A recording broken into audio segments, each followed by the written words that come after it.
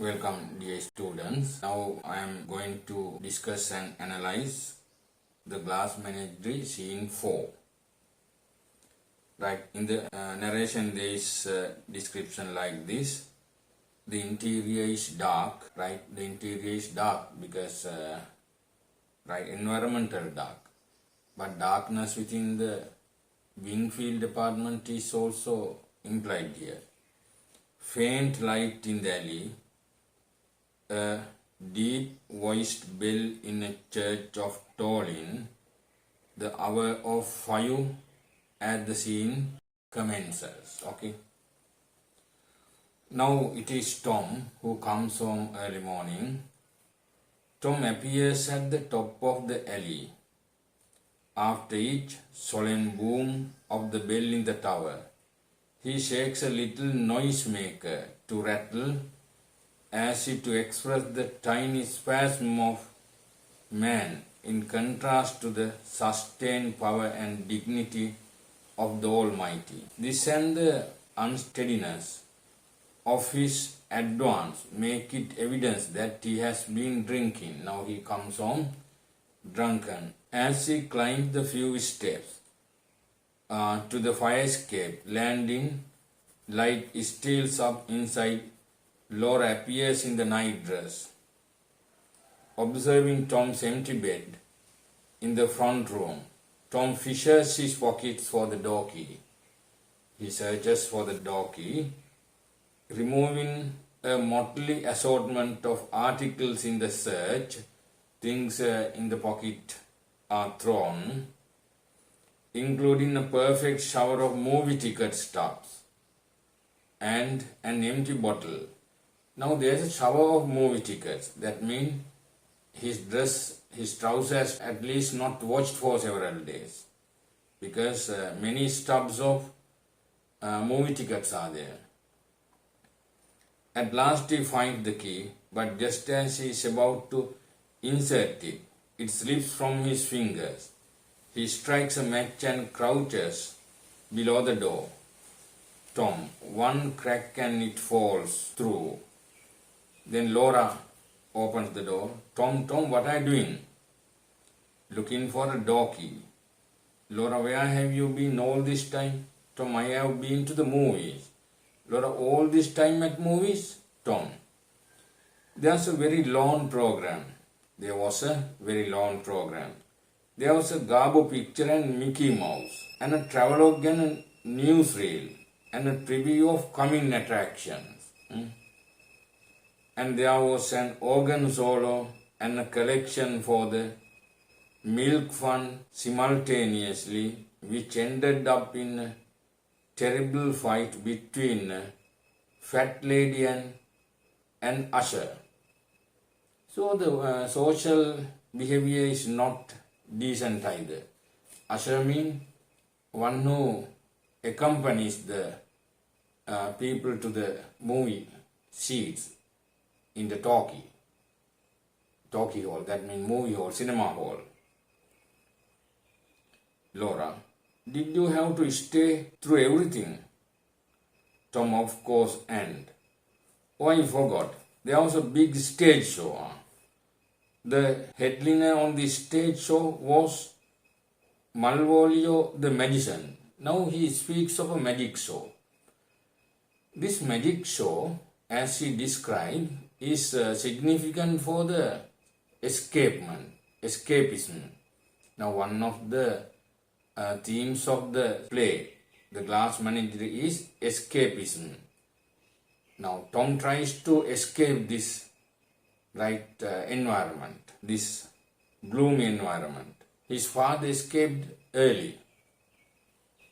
He performed wonderful tricks, many of them such as pouring water back and forth between pitchers. First it seems to wine, and then it turned to beer, and then it turned to whiskey, the magic show.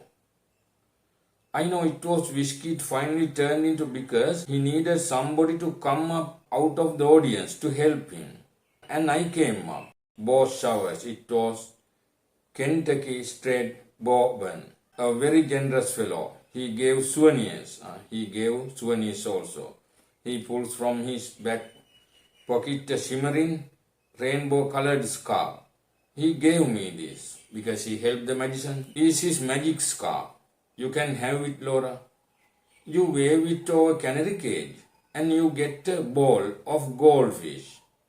You wave it over goldfish ball and they fly away canaries. But the wonderful trick of all was the coffin trick.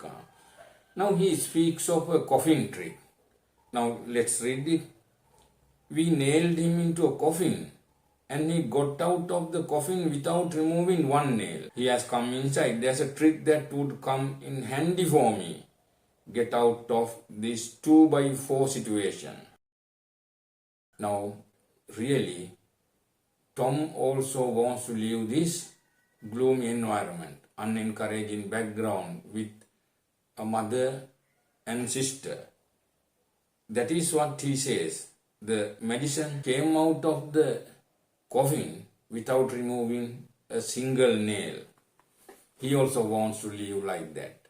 Now he is in a coffin. Right? His life is a coffin.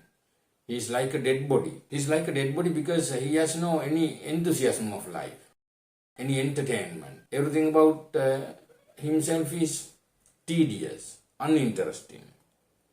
Laura, Tom, Shah. Tom, what are you searching for? You will wake up mother. Tom, goody. Forever back for all those rise and shine. Because mother every day morning comes and tells him rise and shine. You know it don't take much intelligence to get yourself into a nailed coffin. Laura, but who in hell ever got himself out one without removing one nail? His intention is expressed by his words that he wants to come out of that coffin, which is also hell.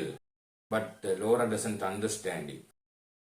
Immediately following the church bell is heard striking 6.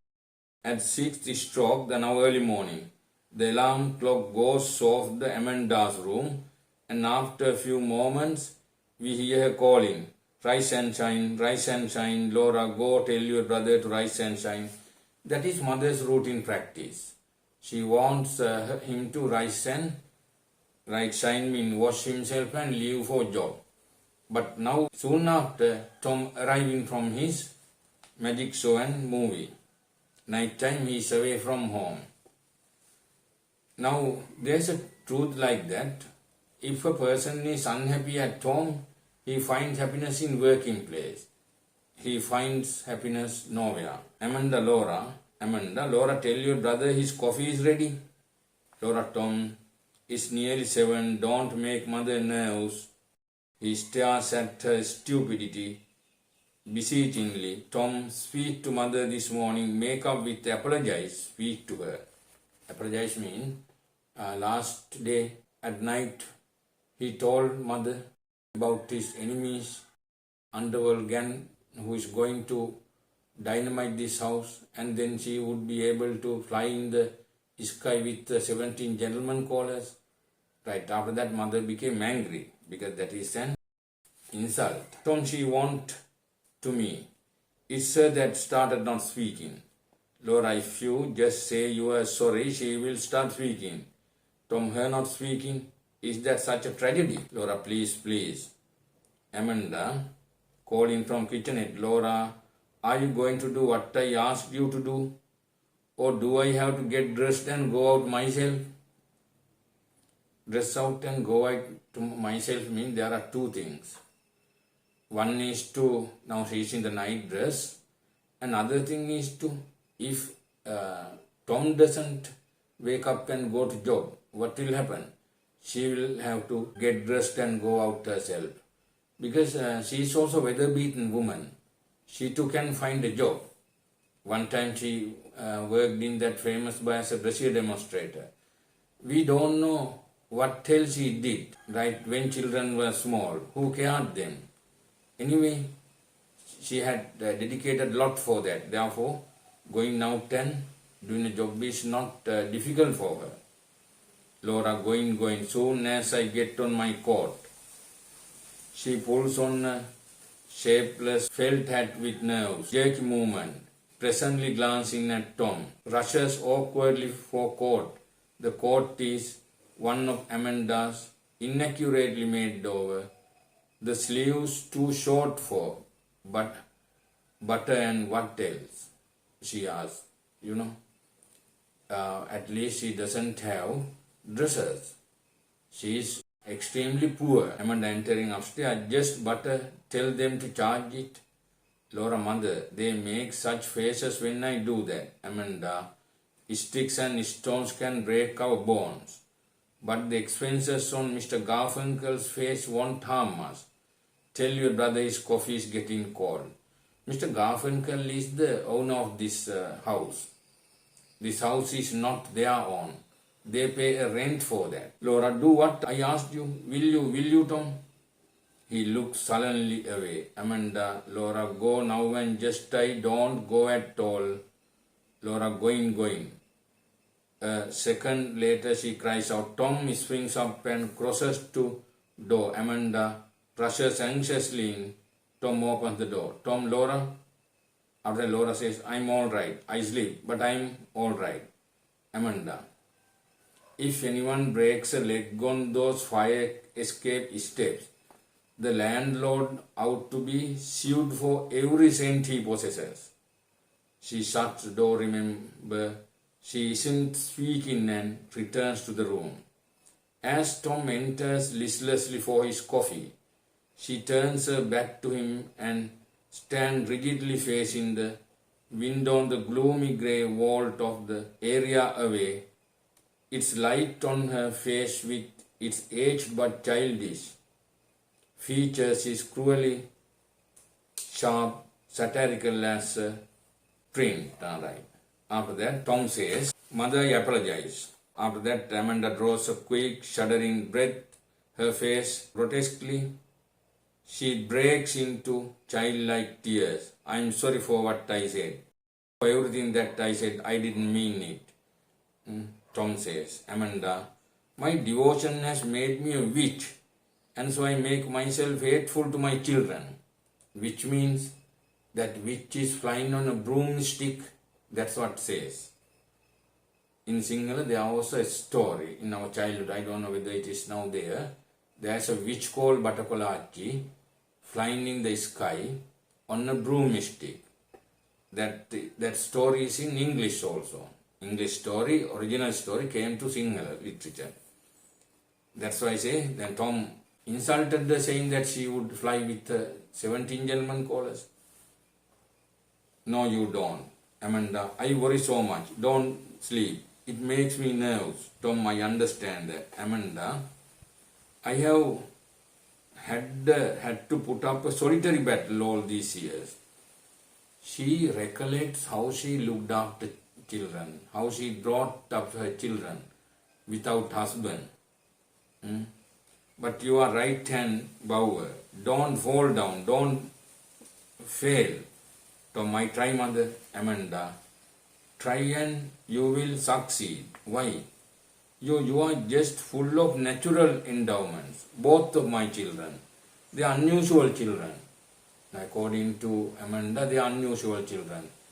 Now, really the girl is also crippled, but she is also unusual girl to mother. Don't you think? I know it. I am so proud, happy, and I feel I have so much to be thankful her for, but promise me one thing, son. Tom, what, mother? Promise, son, you will never be a drunkard. Tom, I will never be a drunkard, mother. Amanda, that's what frightened me so, that you will be drinking. Eat a bowl of Purina. No, mother, just coffee. Amanda says, you can't put in a day's work on an empty stomach. Now, he doesn't take breakfast. He goes to work with a coffee. You have got 10 minutes. Don't gulp. Drinking too hot liquids make cancer of the stomach. Put cream in it. Tom, no thank you. Amanda, too cool it. Tom, no thank you. I want it black. Amanda, I know, but it's not good for you. We have to do all that we can do to build ourselves up. on the side of mother, she is innocent. She keeps fullest off on son and daughter. In these trying times we live in, all that we have to cling to is each other. That's why it's so important to Tom. I sent on your sister so I could discuss something with you. If you hadn't spoken, I would have spoken to you. Tom, what's mother? That what's to discuss? Amanda, you know how Laura is so quiet, but still water runs deep. Now, again she exaggerates daughter. She is silent, quiet, but she says still water runs deep. She notices things and thinks, she broods about them. A few days ago I came in and she was crying. What about you? Tom, me? She has an idea that you are not happy here. What gave her that idea? What gives her any idea? However, you do act strangely. I am not criticizing. Understand that. I know your ambitions. You do not lie in the warehouse. That like everybody in the whole wide world. You have had to make sacrifice. But Tom, life is not easy. It calls for Spartan endurance. There is so many things in my heart that I cannot describe to you. I never told you, but I loved your father. Now, imagine she says, I loved your father. Why should always appreciate that man who betrayed her? I know that, mother. Tom, and you, when I see you talking after his way, staying out late, and well, you had been drinking the night you were in that terrifying condition. Laura says that you hate the apartment and that you go out nights to get away from me. Is that true, Tom? Now Laura has identified the truth. The reality is that Tom is tired of this place. He doesn't like to live here. That's the reality. Tom, no. You say there's much in your heart that you can't describe to me. Right. Mother says there is much in her heart she can't describe. That's true of me too. Another reality. I also have many things I can't express. There's so much in my heart that I can't describe to you. So let's respect each other. No options. He says, let's respect each other. Amanda, but why Tom? Are you always so restless? Where do you go nights? I go to the movies. Why do you go to the movies so much, Tom? I go to the movies because I like adventure.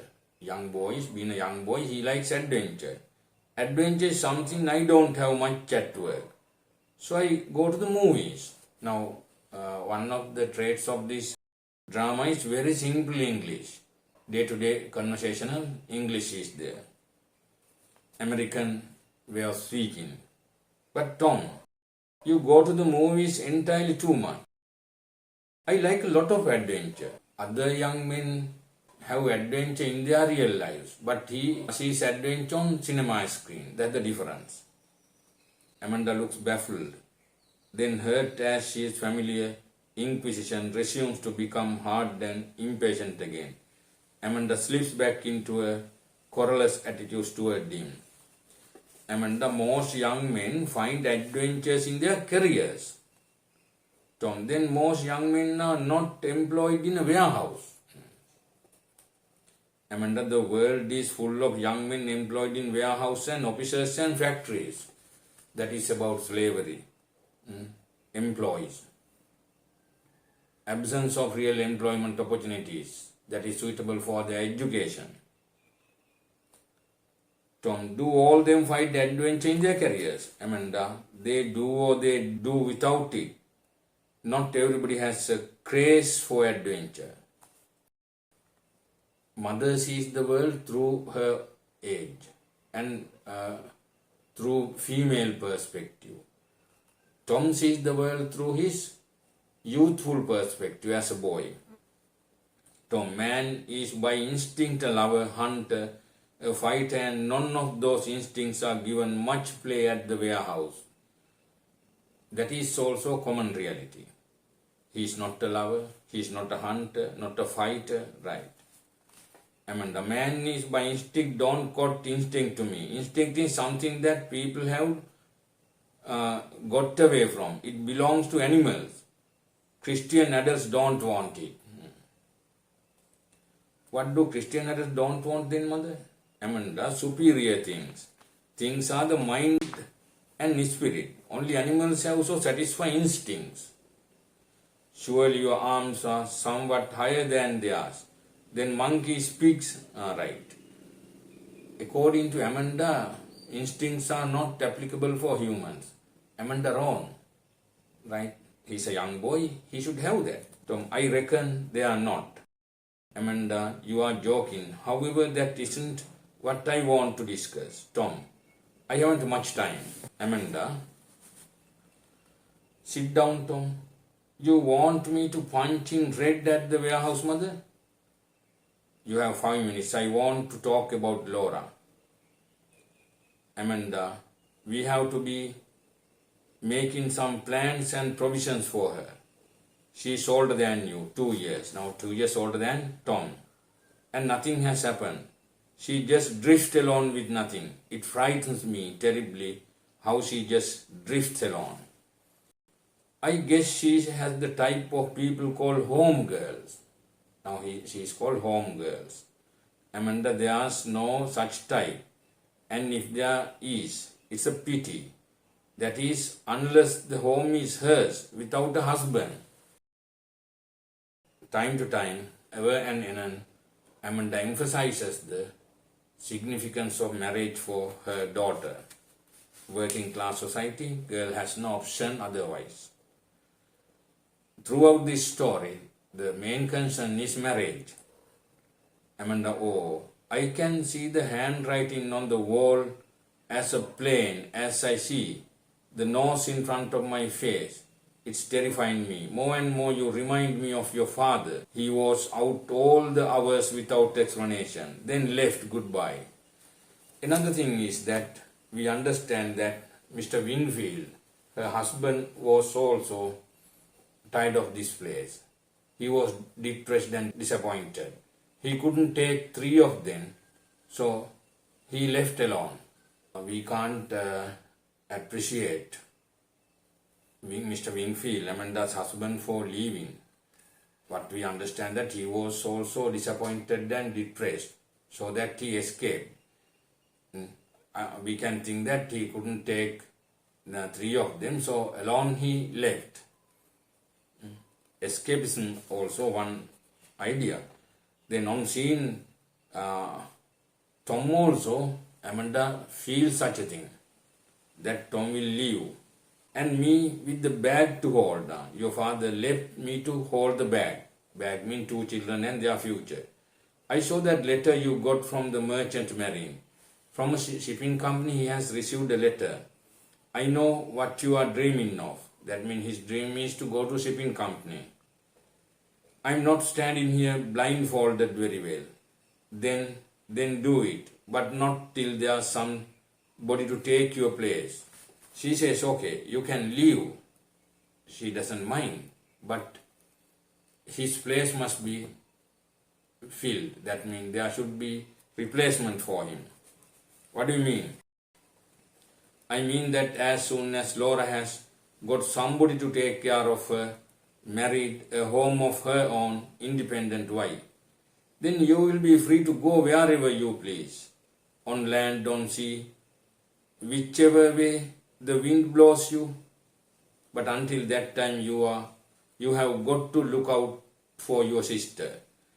On her mother's word is okay. There's an obligation. But in American society, we can't load all burdens on Tom's shoulders. I don't say me because I'm old and don't matter. I say for your sister because she is young and dependent. I put her in business college, a dismal failure, frightened her so it made her sick at the stomach. I took over to the Young People's League at the church, another fiasco.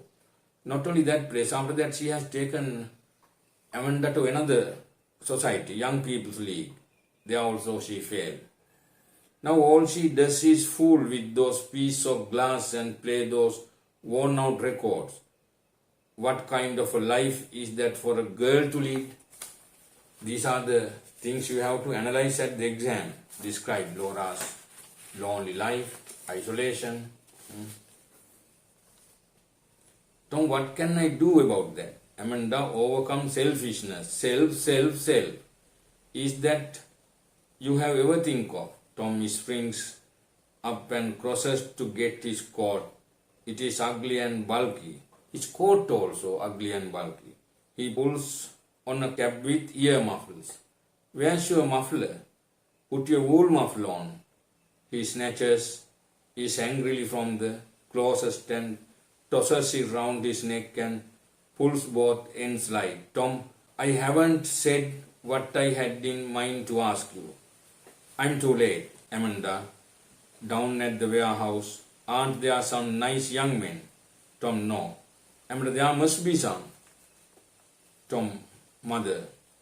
Amanda, find out one that's clean living, doesn't drink, and ask him out for sister. Tom, what? Amanda, for sister to meet, get acquainted. Bring someone for the sister to acquaint. Tom, oh my gosh. Amanda, will you? Will you, dear? Tom, yes.